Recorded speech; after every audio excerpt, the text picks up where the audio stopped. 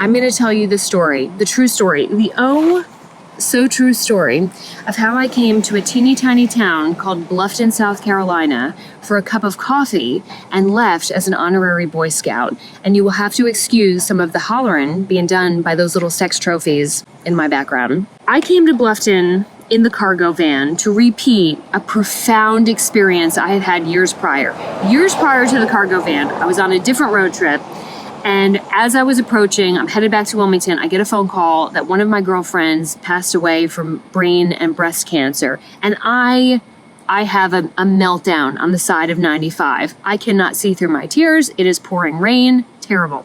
The only thing I can see is a little sign that says Bluffton. So I thought, whatever's there, I'm just going to pull off on the side of the road. I need a break. I pull into this absolute fairy tale of a small town. And the first business I see is called the Corner Perk. Perfect. Coffee. I'll take it. I walk in and you cannot see the walls. The walls are plastered. I mean, layer on layer on layer with these notes, these thank you notes about pay it forward. I go up to the barista and she tells me that years prior to that, some woman who's never been identified walked in with a $100 bill. And she put it on the counter and she says, I want to pay it forward for $100 worth of every coffee order after mine. And this becomes like a whole thing. The people of Bluffton start paying forward groceries and bills and tolls, and it goes on for years. And as she's telling me this story, my broken soul, having just lost my friend, just glues back together. All of humanity restored. And I spend at least an hour reading these notes from people all over the world who thought they were coming in for a cup of coffee and leave feeling like how I had felt that day. So now I'm in the cargo van. I'm clinically depressed by every measure possible. I haven't had a hot meal in days.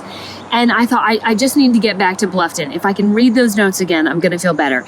I make it into town. It's pouring rain again. And I walk in and the walls are bare. Nothing on the walls. I go up to I'm the new barista and I'm like pushing over kids and strollers and old people. And I get up there and I'm like, pardon, where are all the notes? And I don't remember what the barista said, but it was like blah, blah, blah, new corporate management, blah, blah, blah. I had to take it down. And I said, you did what? You took the notes down? You barbarian? And then I get to this part and I find something that is just so precious to anyone who's RV'd for long amounts of time, a plug, an unsupervised plug. And it was right over yonder. And you can see now they've quarantined this off and there's no trespassing sign. So they must have known I was coming back to town again. But in there, I find an unsupervised plug, which is so precious to me because that means that I could have a hot meal. I gather my toaster and the kettle and my food and I put like a little squirrel and I take over a table in that gazebo and start making my dinner. And at this point, you are going to get a free audiobook reading of what happened next. One moment. So at this point, I've cooked my dinner and I'm eating and I'm fully satisfied and I'm exactly where I want to be, which is by myself. Up the sidewalk came a contingent of small UPS drivers, a pack of prepubescent boys in brown shirts and shorts ready to make landfall on my serenity. Armed with flags, notebooks, and honor, Boy Scout Troop 241 filled the entire pavilion for their monthly meeting. I sprang up and started gathering my wares to relocate to a more distant outlet, shoving a loaf of bread under one arm and a bottle of ketchup under the other. Their troop leader waved me down. "Sorry to bother, ma'am. We won't get in your way." In my way? I was a vagrant in their park, an adult at a little kid's play date, a grown woman at a Boy Scout meeting. Still, they insisted that I stay. I chewed toasted bread while they elected new leaders. When they clapped, I clapped. Speeches were made, and I nodded in approval of their hopeful messages about the future.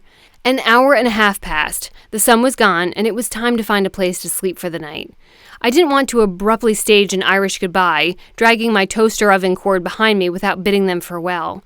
After all, I was practically a scout now, and a scout is courteous. I should know. I Googled their 12 principles while my water was boiling.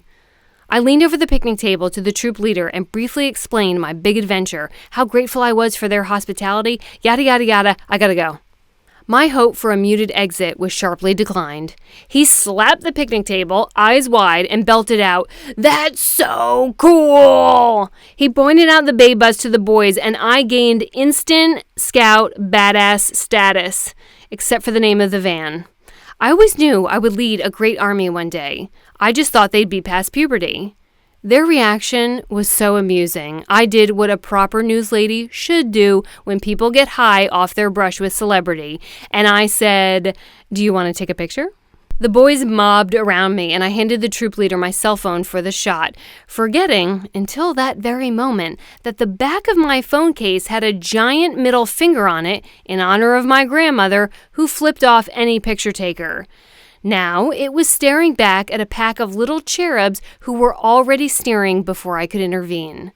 I squeezed one of their shoulders as if to silently caution, "If you say anything, you will earn your 'I got beat up by a girl' badge. Okay, everyone, smile." And there they are. Troop 241. And some lady, some vagrant in a park. But that is the story of the last time that I came to Bluffton, and if you can make it on any of your travels, it is absolutely worth it. And so is the purchase of this book for you and 10 of your friends. Don't book share. I don't believe in it. Forget the environment. Get your own damn copy.